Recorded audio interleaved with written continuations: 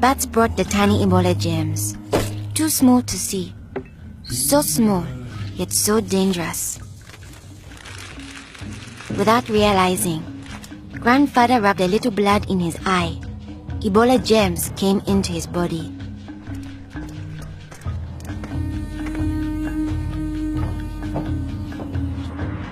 Days went by. Then Grandfather got a terrible fever and weakness. We thought it was malaria, but he was soon much worse. He had vomiting and diarrhea. His fever got even higher. I ran to get the nurse. But Grandfather had already died. I was heartbroken. The nurse thought it might be Ebola, a disease caught from bush meat, but which spreads from person to person. Others in our region had already died of this new disease. Unless we understood the disease and followed their rules, it could spread further and kill many more people. She explained that Ebola was in the body fluids of someone who was sick or had died of Ebola.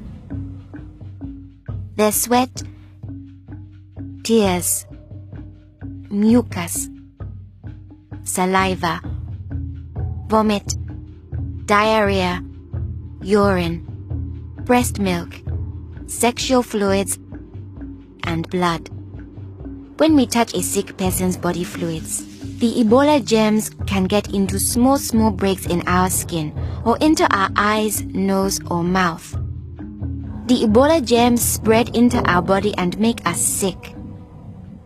When somebody dies of Ebola, that body is much more contagious. No one should ever touch the dead body. The nurse advised us to wash our hands with soap and water right away. She contacted the trained burial team to help us bury Grandfather's body safely. The burial team came. They comforted us and explained what they had to do to protect us. The team wore protective clothing that kept them safe from the dangerous germs.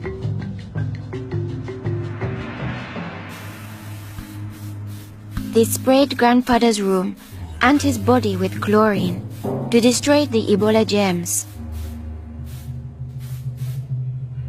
They put his body safely away in a bag.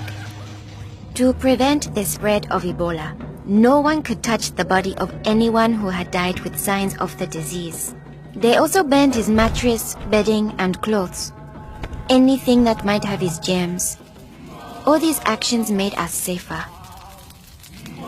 It was too great a risk to follow all our traditions, but we still honored Grandfather in the time of Ebola.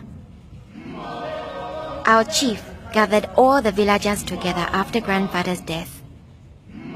He explained that it's natural for us to fear Ebola, but if we trust in our health workers and follow their rules, we could stop the disease. The nurse explained to us, when a person has symptoms such as fever, don't touch them. Get them to the treatment center right away. They will have the best chance of surviving and they won't spread Ebola. She advised us to wash our hands with soap and water many times a day. The whole village agreed to follow these rules. Since we all had close contact with Grandfather, we were at risk of getting Ebola. We had to stay home. A health worker visited us every day to see whether we had fever or signs of sickness. We would show signs within 21 days if we had Ebola.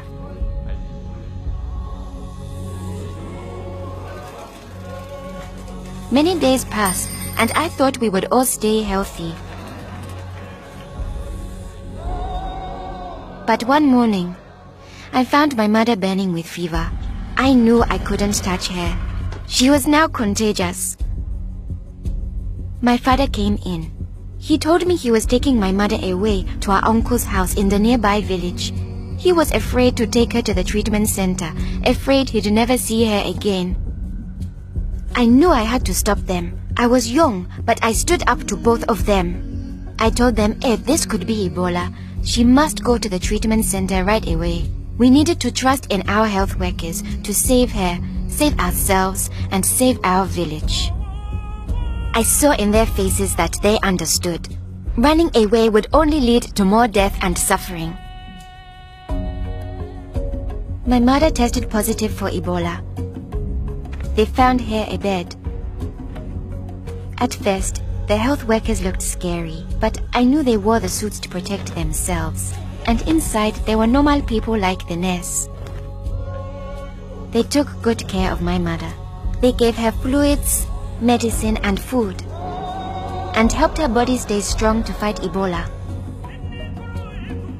I missed my mother very much, but I could still talk to her on the phone. Sadly, some people in my village didn't survive, but my mother got better day by day. Soon, we were able to see her from a safe distance.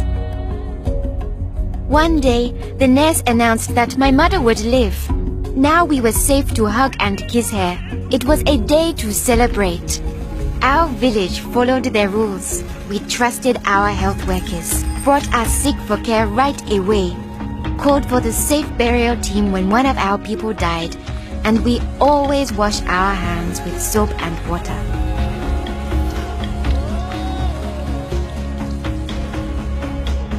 Our village survived Ebola.